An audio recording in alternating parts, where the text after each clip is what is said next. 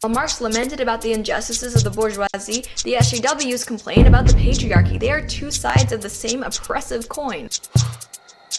Are you kidding me? Social justice, in essence, can be easily boiled down to the idea of fairness and equality. Now, I think we can all agree on something called the Golden Rule, and that is treat other people like you'd want to be treated. If we say that social justice is cancer, then we really miss out on this understanding the importance of treating people fairly. Now, I will agree with you, roaming millennial, that social justice has been abused, and people use social justice and equality and life, liberty, and the pursuit of happiness to further their own selfish end.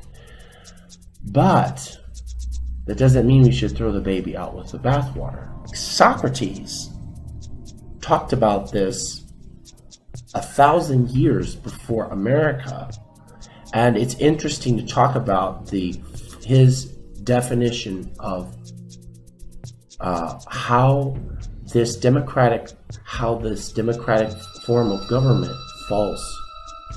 And the reason he says why democracy fails, capitalism specifically fails, is because the society begins to be run by what we would call in our time corporate conglomerates.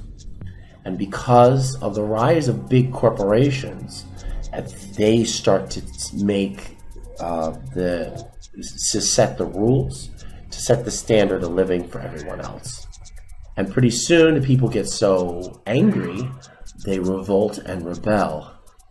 And then we have a huge, enormous revolution on our hands. And in the middle of all this chaos, there comes a guy who makes a bunch of promises, and then he screws everyone over. And that is commonly called tyranny. In history, we see that this cycle repeats itself over and over and over again. That leads us to a question, and a very interesting one at that. How much of our ego do we hold on to? Do we accept? Do we encourage? And how much of our ego should we resist? Should we fight against? It's important to have balance, because if you have no self-worth, no ego at all, you will be loathing in the depths of despair. If you have nothing but ego, you're just a pompous fool.